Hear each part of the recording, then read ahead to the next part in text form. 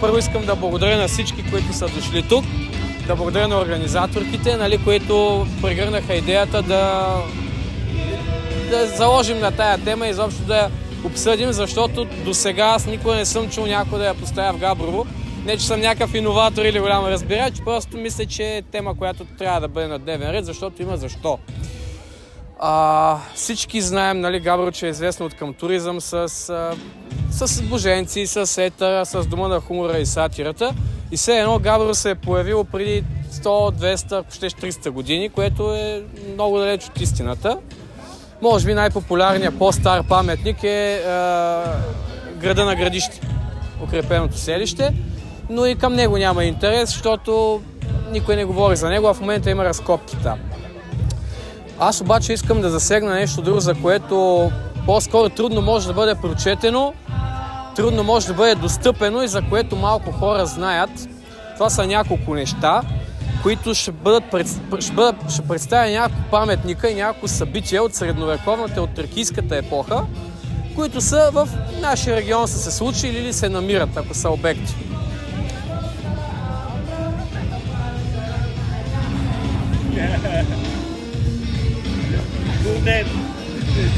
Да.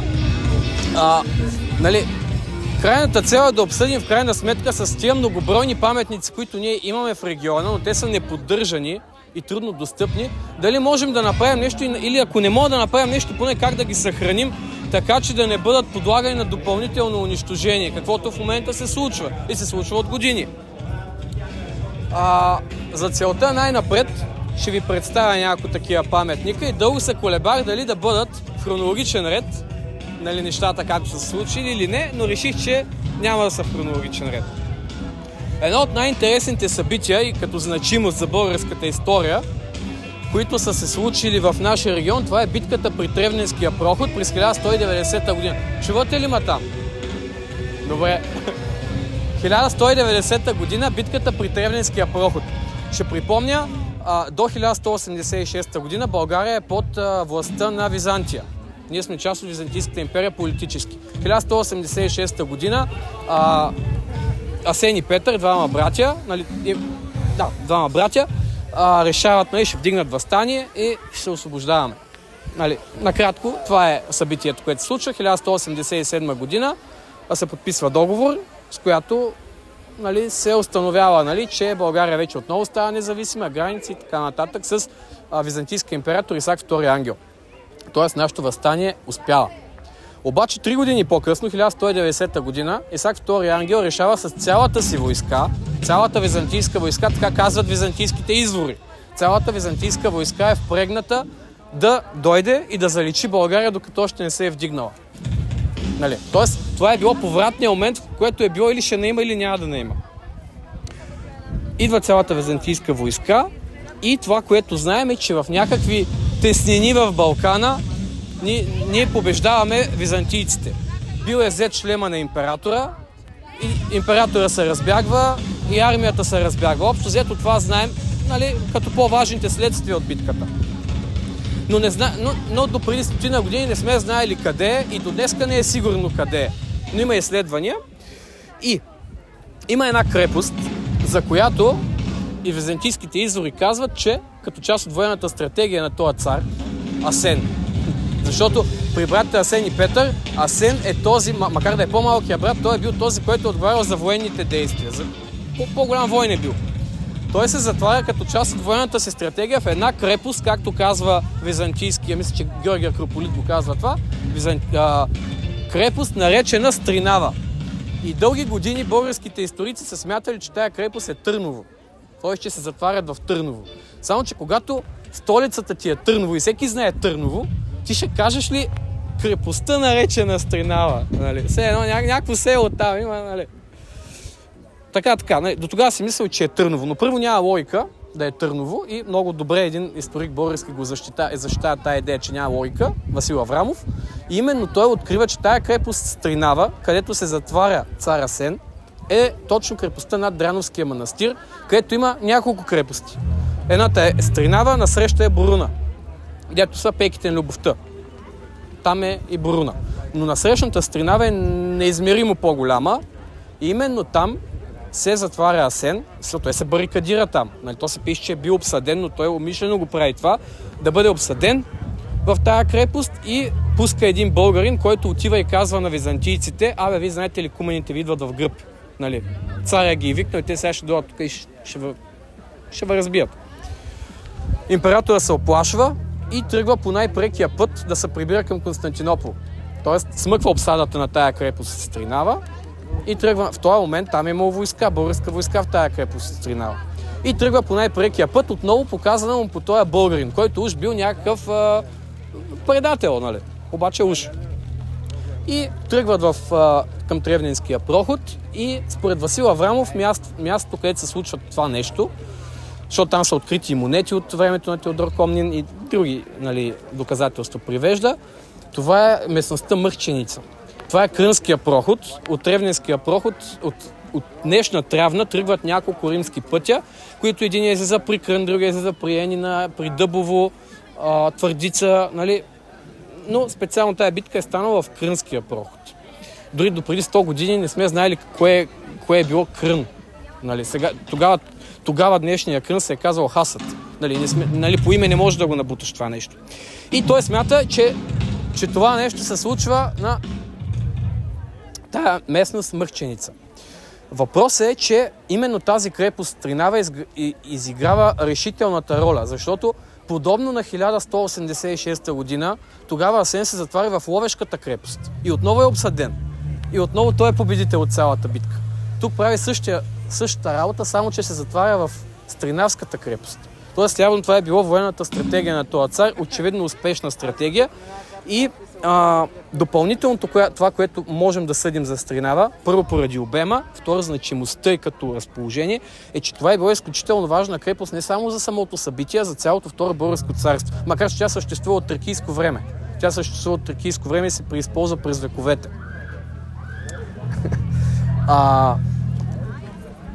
Но, нали, колкото по-късно се е случило във време, толкова повече информация можем да намерим за даденото място.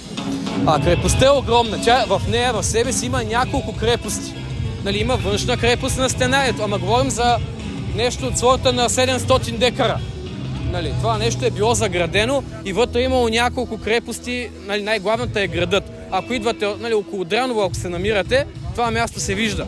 Градът. И на Дряновския манастир, където е кръста отгоре, това е Стринавското плато и там е било също част от крепостта, където в момента е кръста. Нали? Просто е била толкова огромна, че е стигала от Дряновския манастир до Царева ливада. Това нещо. Което, ако една крепост не е важна, никой няма да направи такава голяма крепост, ако тя няма значение. Все едно Царевец да го направиш голям и да няма никакво значение, нали, че е столица. Нали, защото това е много труд, много материали, много... Нали, това няма машини да се строиш. Така, това е единия паметник, който е твърде пренебрегван, проучване. През миналия век е проучван, но понеже е оставен на съдбата и остава да се руши и да го разграбват иманярите. Ако отидете там, иманярска дупка до иманярска дупка. Каквото може, езето може би, освен ако няма на някаква по-голяма дълбочина, по-древни пластове. Това е във връзка с единия паметник, който исках да кажа. Такива има много. Както казах, на среща пък, от срещното плато на Дряновския манастир е Боруна.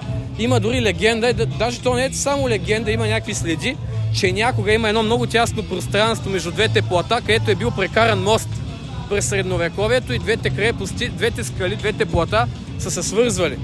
Самите крепости.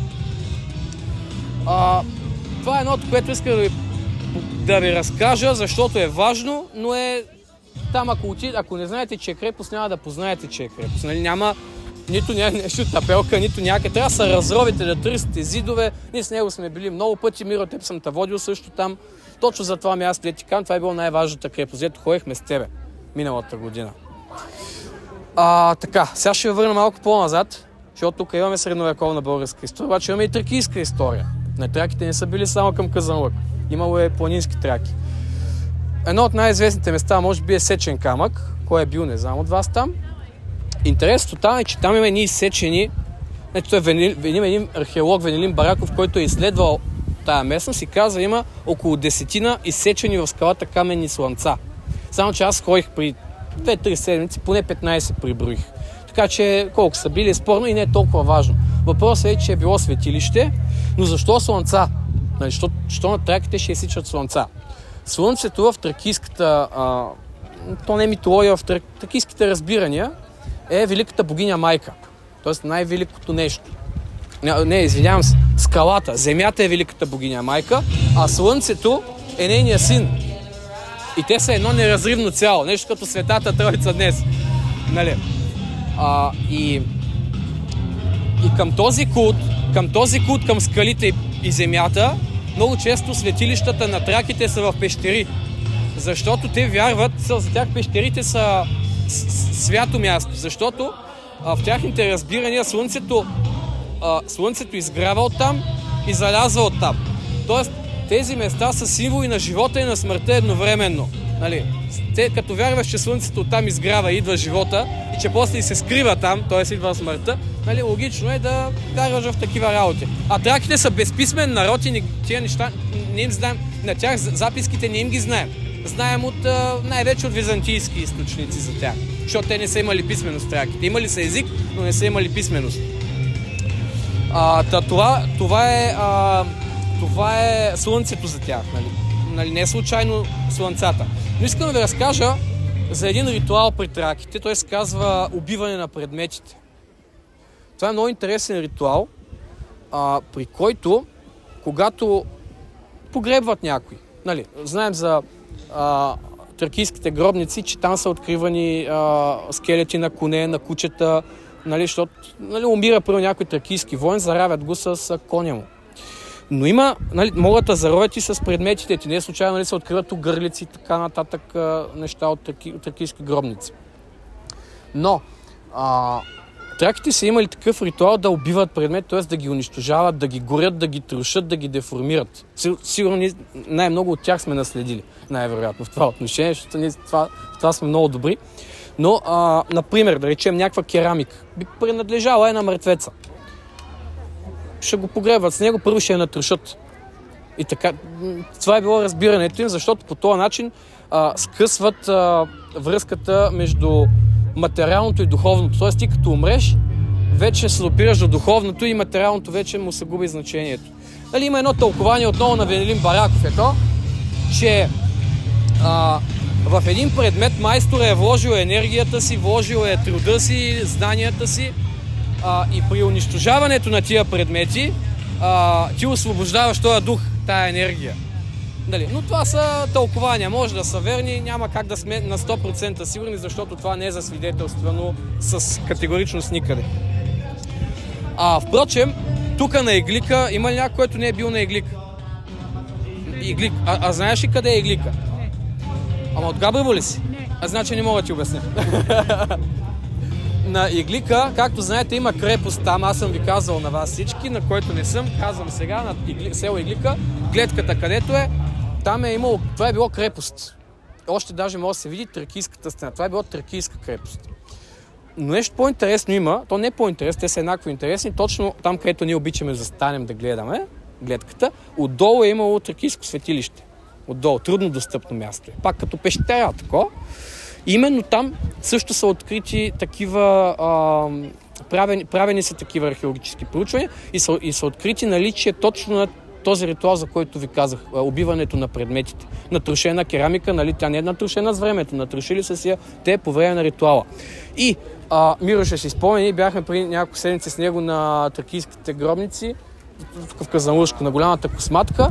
Там ни разказа уредника, че, защото това е голяма гробница с две флаиета, така да го кажем, и след нея е вече гробницата на Сефт, която е била. Но много интересно каза там самия екскурзовод, че едното предверие там е горяло. Нали? Тоест, самите траки са го запалили това нещо. Тоест, отново като ритуал на унищожаването на предметите. Нали? В най-общия смисъл. Като връзката с живота да бъде прекъсната. Да, материално, нали, нали, идва духовното, прекъсваме материално. Точно. Тоест, на абсолютно същата, така да наречем, духовна практика е символ това нещо в голямата косматка. И най-вероятно не само там, нали, защото това е документирано в различни места. Нали, има и други, нали, по нашия край има доста такива тракийски могили, гробници, но повечето са непроучвани. Нали, няма да се спирам повече на това, защото искам да ви разкажа още нещо. И с това ще приключи и ще ви дам думата на вас, което пак е доста... Са трите неща, които съм подбрал, нямат общо помежду си. Нали, умишлено. Вероятно някой от вас знаят, че където е в момента църквата, там е имало друга църква.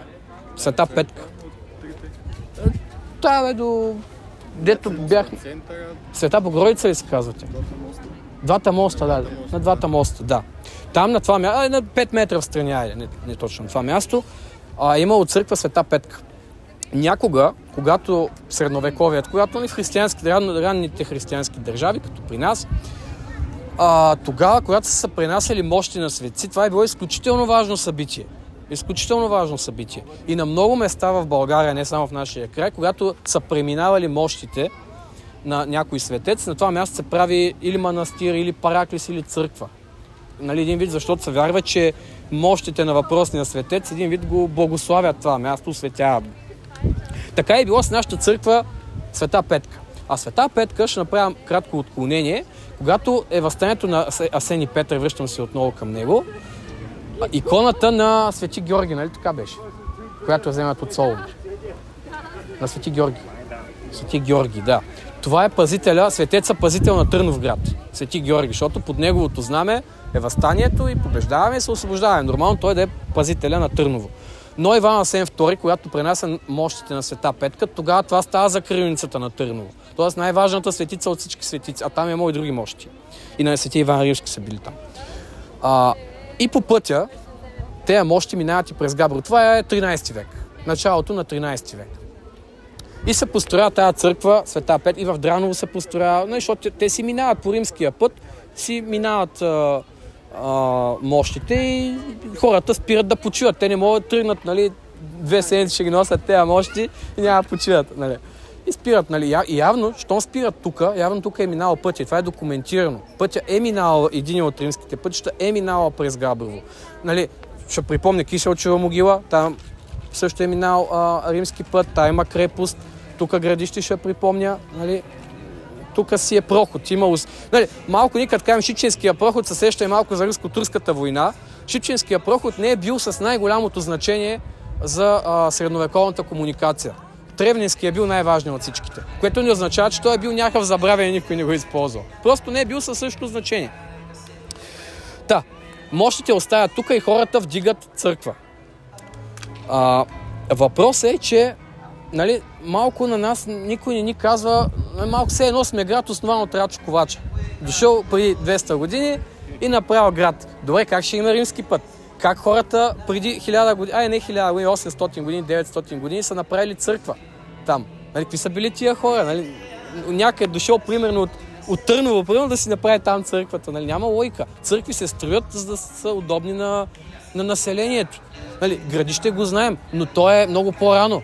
Той в късната античност спира да се използва крепостта. Тук говорим за средновековието, 13 век, 12-13 век. Нали? Тогава се случва строението. И най-голямото доказателство е, че има един документ, 1700 и коя година ще ви излъжа, османски документ, където местното население моли султана да си възстанови църквата, която е имало още преди падането на българското царство. Нали, което е още едно доказателство, че там църква е имало, дори според документите, не само според находките.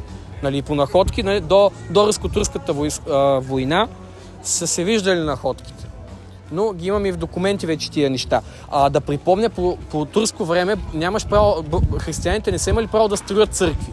Имали право са вкопани такива. Имат право обаче да възстановяват вече съществуващи, да правят ремонт. И те именно на това се ославят габровците. Тая стара църква, която е имала по времето на Второто българско царство, 300 години по-рано, да се възстановят и получават разрешение, но трябва да не се променят границите. Тоест, както си е било, така ще се оправяш. Нали? Което е, нали, още един поглед над нещата, че Габрово не е основано от Рачо Ковач. Габрово тук си е имало град на времето, поне по времето на Втората българска държава. А ако искаме да се върнем към градище, значи още по-рано е. Защото това не е било обикновено укрепление, това е било град. Горе е било укрепен град, т.е. имало е население. Вече, нали, е малко спорно дали да броим градище, което е на 3 км от тук като Габрово или като не. Нали, може би да са били два различни града, ако изобщо по едно и също време са съществували два различни града.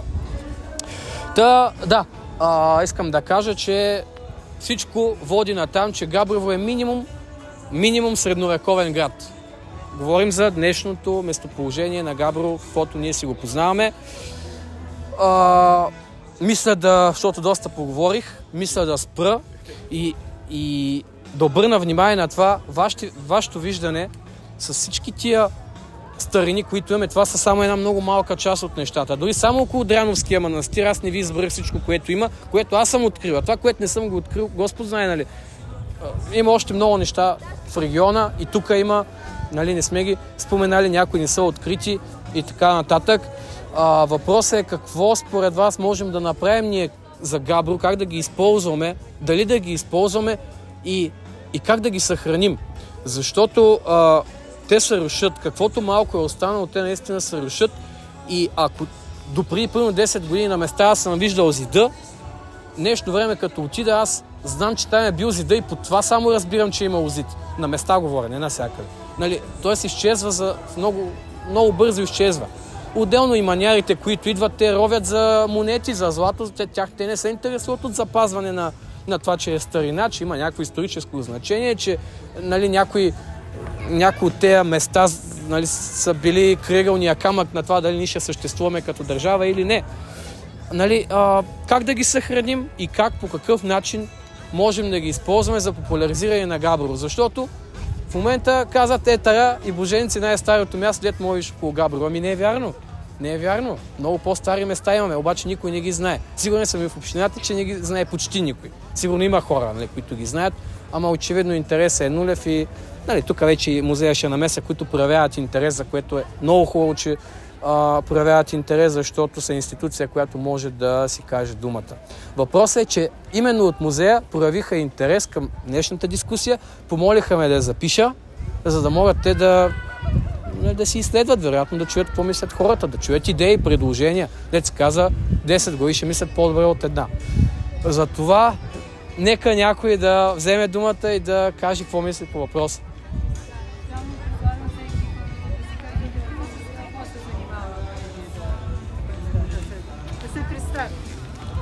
Аз съм Ивана, приятно ми е.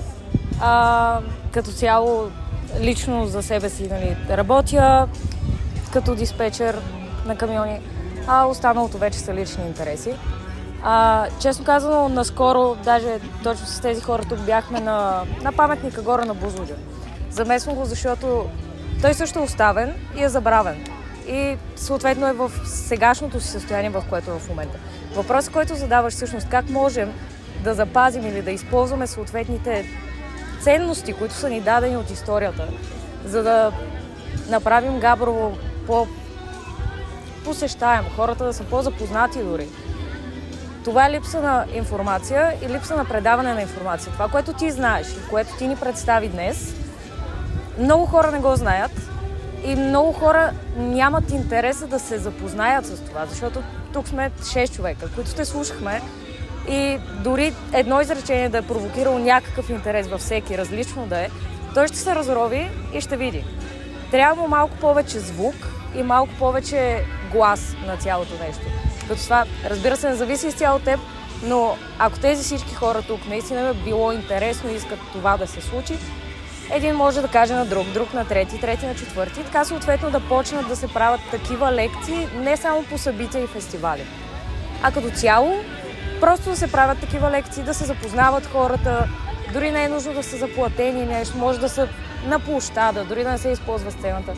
Просто да се предава информация на хората, за да могат хората да проявят някакъв интерес, различните хора към различните неща и оттам нататък да почне да се предава информацията напред. Според мен това е нещо, което може да се направи не е непосилно, защото ние не сме вързани. Не само музея могат да дадат глас, всички хора могат да дадат глас. Просто трябва да станат и съответно да направят нещо по въпроса. Това е моето мнение. Добре, как виждаш идеалния резултат по тия неща? Може да повториш само въпроса? Да. Как виждам идеалния резултат? Какво трябва да се случи, за да се постигне това, което ти казваш? Движение. Идеален резултат няма. Винаги ще има хора, които не са заинтересовани, винаги ще има хора, които няма да идват и не им пука за това. За съжаление, доста голяма част от днешното поколение, които са след 2002-2003 година, те не се интересуват от това. Те няма дори да си отворят интернет да прочитат за това. Не всички, но като цяло това, което съм забелязала като лични виждания.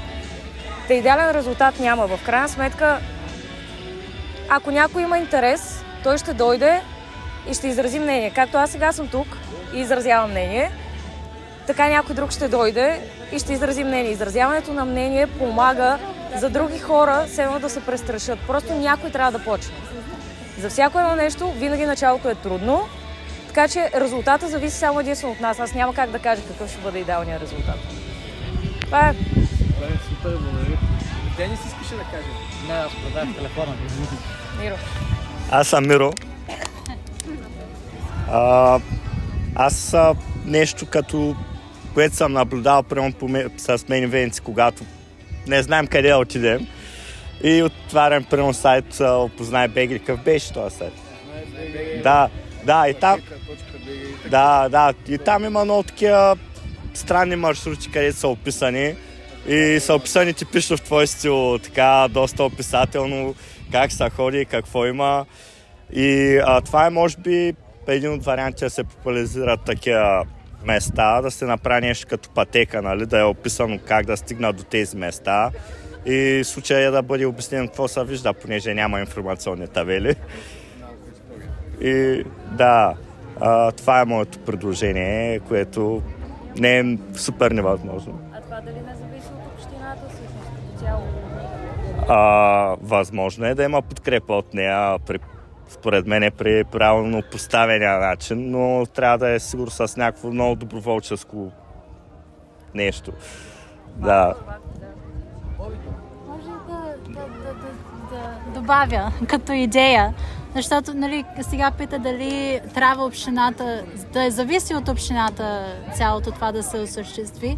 А моята идея е всъщност, че нали, хубаво е общината да се включи и да подкрепи това действие, но даже и това да не се случи, в най-краен случай, може да се популяризира и да се увеличи, нали, да се знае, че ги има тези паметници, че да се съхраняват чрез това индивидуални хора или групи хора да започват нещо много практично, да водят групи хора, примерно туристи или хора, които са в младежкия център, да започват такива като инициативи, да отидат да разгледат тези крепости и по този начин другите хора разбират, че ги има и тях, нали, че са важни. И това става като, може да се разви като, както има в София и в Пловдив, free walking tour.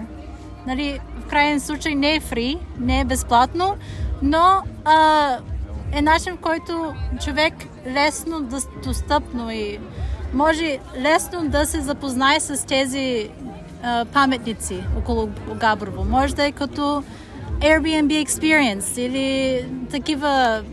Какво друго има, освен Airbnb experience? Да, Габрово free walking tour, не знам. Това е нали, много практически начин, който може да се развие от група хора и да достигне до много хора. Особено хора, които минават през града, виждат колко е красив и съответно се интересуват от историята и от паметници, това, което означава града. Аз имам въпрос. По тази тема, мислили сте или погледнали ли сте други държави какво правят? Като Италия, с много такава подобна стара история, те как постъпват последните 50 години да развиват тяхните антични паметници, да ги популяризират. Имаме ли някакво знание по това? Аз мога да кажа нещо. Всъщност нямам какво да кажа. Не, имам предвид, че аз не съм се интересувал, но има разлика в държавната политика на Италия и на това. Тук ако ти пречи на асфалта, ще бутнеш... Да, ще го бутнеш. Няма да го съхраниш. Даже тук сме поне 3 човека, които го знаят това. По новия път за Шипка, който го направиха, там, докато са копали, е излязла църква. Това, няма казвам с кое съм говорил, да не създавам проблеми, но потвърдено ми от хора, че наистина, докато са копали, е излязла църква, какво са направили, набързо там да поручат, ако могат нещо да намерят, след това го зариват и пътя трябва да мине. Ние първо трябва да се преборим с това деструктивно нещо, което, това ми пречи тук, искам да си направя къща, искам да направя път, обаче тук ми излиза някакъв зид и ще го бутна, защото ми пречи. Първо това трябва да го преборим. Второ, трябва да дойде осъзнаването, защо тия неща са важни, защото бяхме в Стара Загора с него при един приятел. Младо момче. И нещо стана въпрос, защото там Августа Траяна е изключително важен и римски, и средновековен град. И нещо го питаме за останките от града. Каманаци, вика. Какво ще гледаш? Тоест, дори хората не го осъзнават това нещо. Тоест, да, интелигентен човек, не е някой простак. Тоест, ние имам, аз вярвам в Густав Любон. Той е един епохален труд, е написал Психология на тълпите. Неговото твърдение е, че всичко, което се случва в една държава, проистича от това какви са гражданите на тая държава. И аз вярвам в това нещо. Колкото и сега всички да псуваме политиците, те са наш продукт, защото ние нямаше да сме по-добри най-вероятно на тяхно място. И в този ред на мисли няма как, ако ние самите наричаме тия места каманаци, няма как да очакваме политиците да го оценяват. Но защо мислиш, че това се случва, че ги наричаме каменаци, че не виждаме ценността на тези сгради? Аз най-простото обяснение за мен е невежество, защо ги наричаме каменаци и защо това се случва.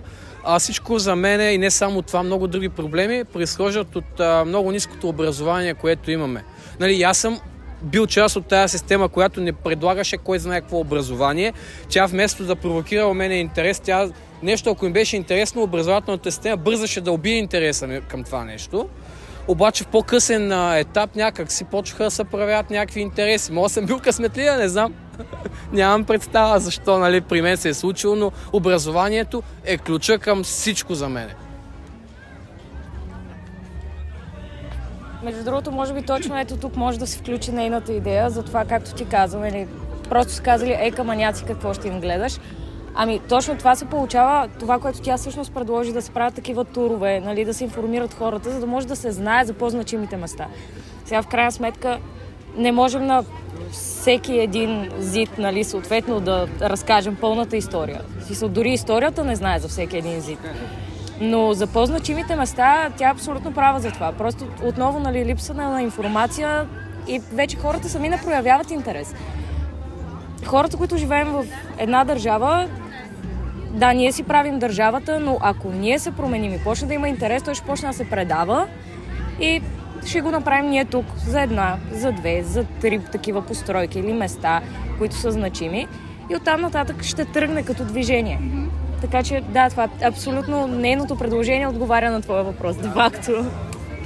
Аз искам да кажа нещо. Само момент на микрофона си. Живяла съм години на място, където повече от 50 годишна история няма. И искам да ви кажа, ако няма, хората се създават. И то как? Чрез разкази, истории, дошло му на акъла, казал го. Някой написал сценарий за филм и вече това станало действителност. И хората идват милиони километри да го видят той нещо. Но няма нищо, измислено във филма. Искам да ви кажа, една история отива много по-далече, даже от снимка. Ако вие като габровци почнете да се разказвате историите на всеки един човек, който дойде в този град, здравейте, откъде си? От Ямбол. Ела да ти покажа тук какво се е случило.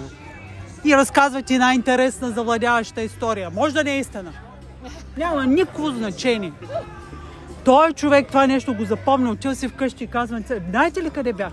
В Габрово. Срещаме един с нещо на главата му беше вързал. Кукуриго.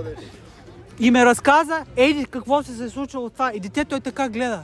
Аз спомням всичките истории, които моята баба ми е разказала. Тя си ги измисляше.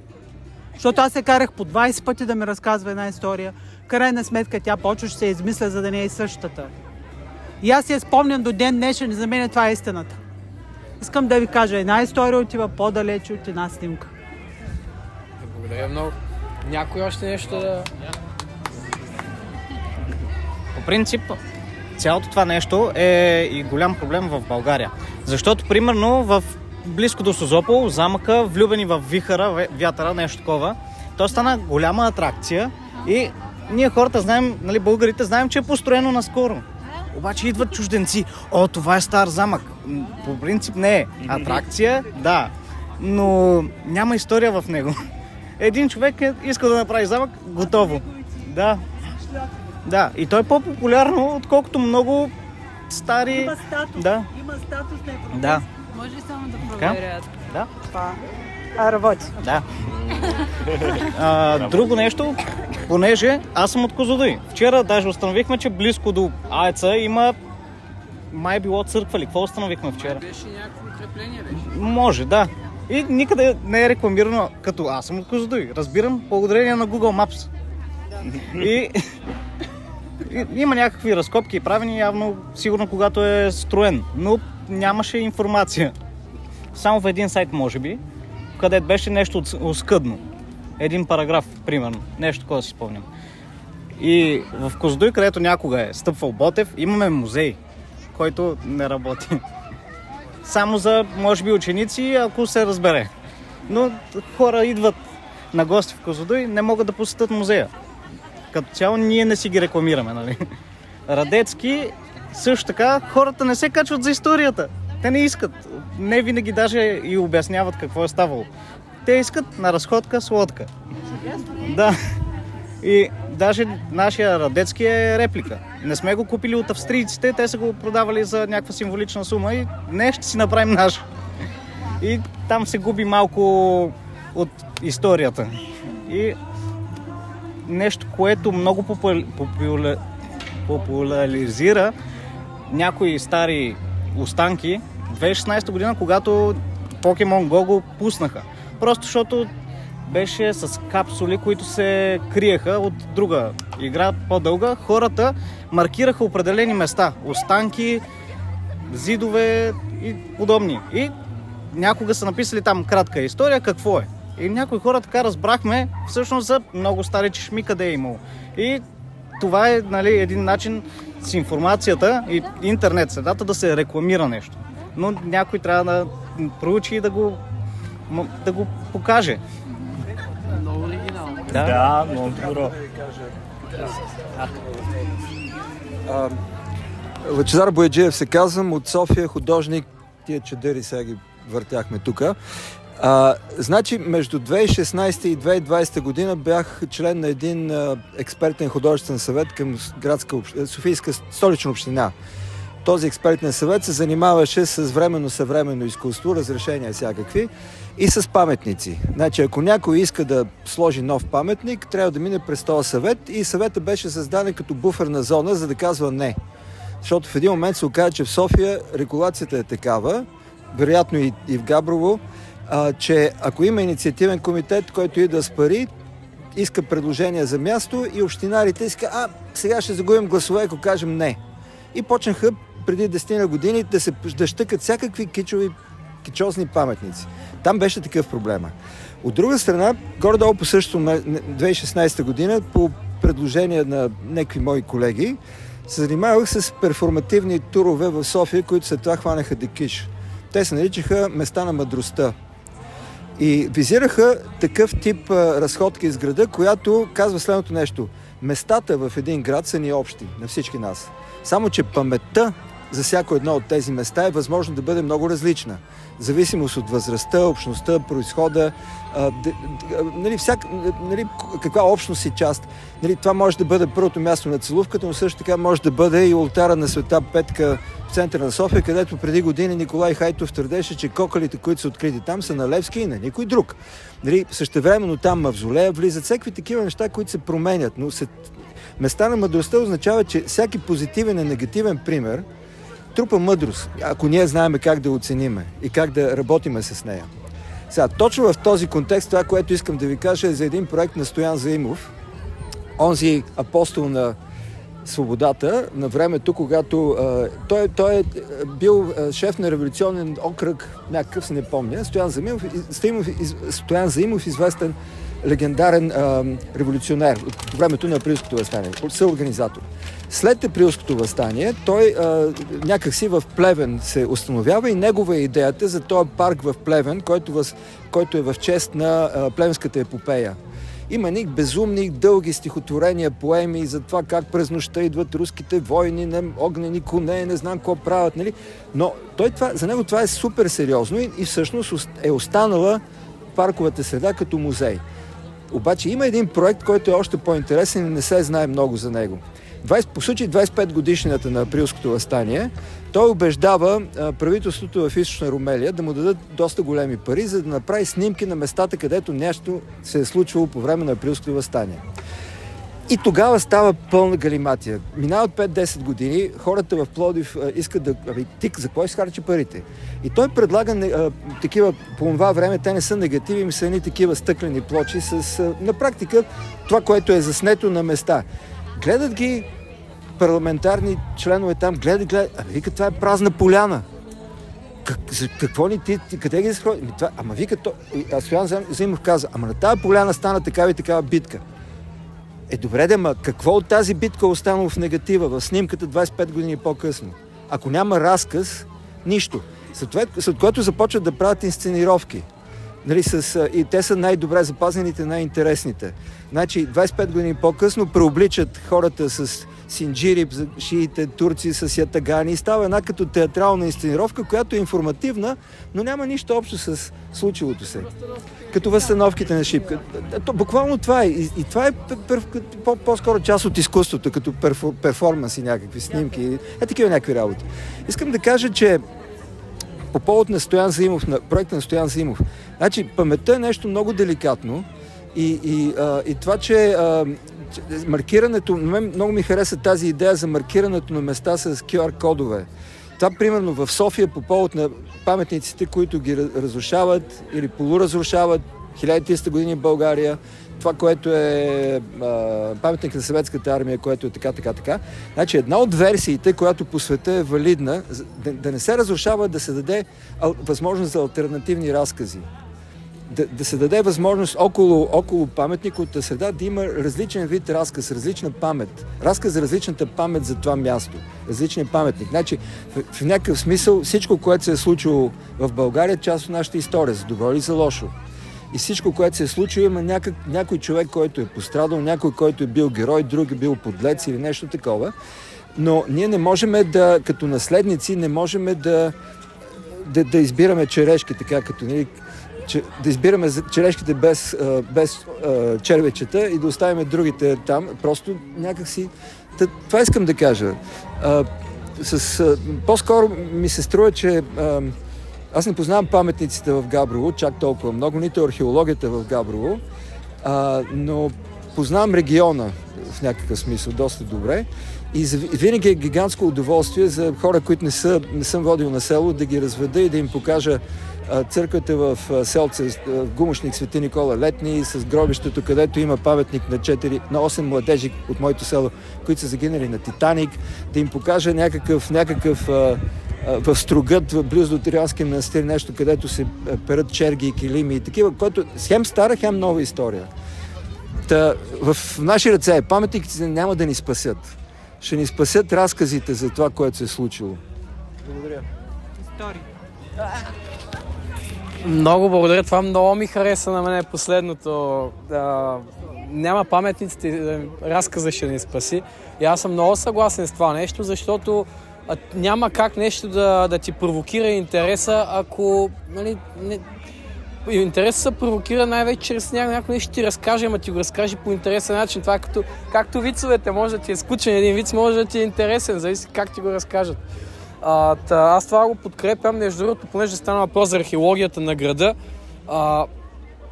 Повечето хора не познават археологията на града, защото тя е много недостъпна.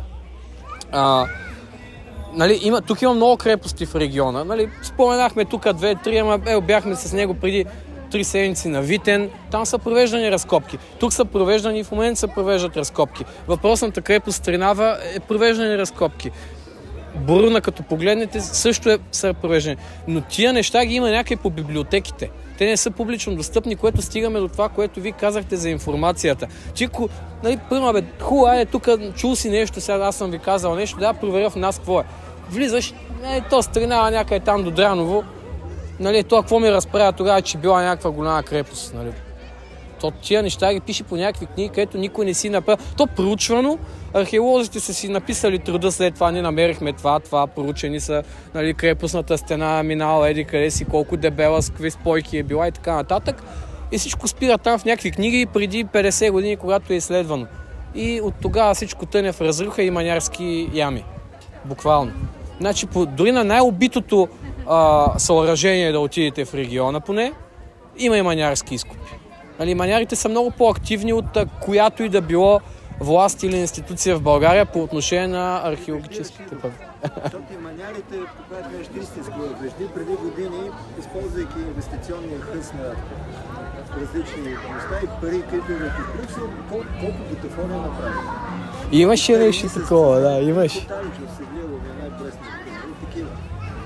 Да. Вадиново, той е пример и той е много по-ранен, но всъщност голямата вълна на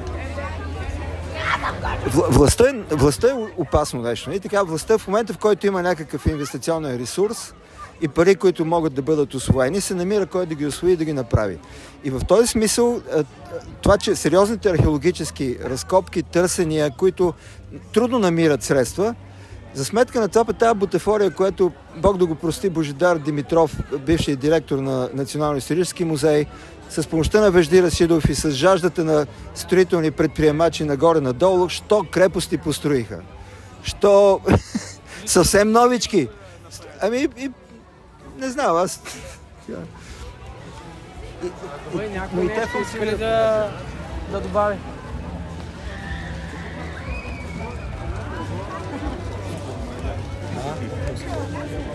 Няма ли? Да. Според това, което също чувам и това, което аз знам по себе си, защото аз съм някой, който много обича, когато отива на едно място, да разгледа какво има в този град, историята, културата. Бих казала, за мен, като любител в това, за мен трябва информацията да е лесно достъпна, лесно да се разбира и както някои хора вече казаха, да има история, разказ около това. И не е само това, може би с време, когато вече имаме истории създадени и вече чужденци ще появят интерес към това и те ще почват да пишат за тия места. Защото всъщност това е целта. Когато вече чужденци знаят за това място, вече туристи проявява се на английски demand, но търсене има за тия места, вече има и защо общината, държавата да се грижи за тия места, защото виждат, в това има някакъв туризъм, в това, колкото да е звучи лошо, в това има пари. Може би сега в момента този модел, както Италия. Ти мислиш, че в Италия понякога не са мислили, че това са камъняци. И там са мислили, но те са, да кажем, 50-80 години напред от България в тази насока. Просто са научили, че от това има пари. И зато и влагат пари в тези камъняци.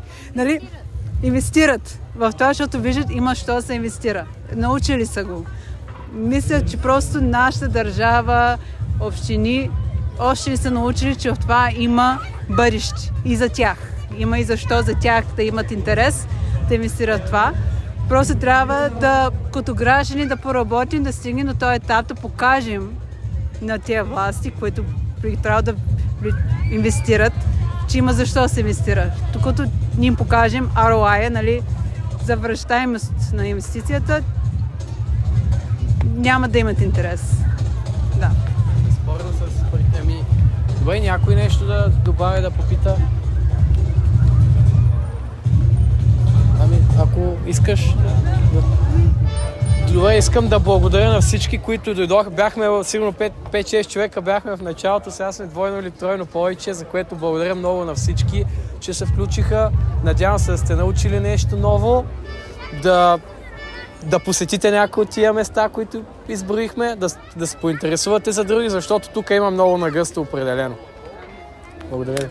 Благодарим много. Благодарим ти на тебе. Благодаря много.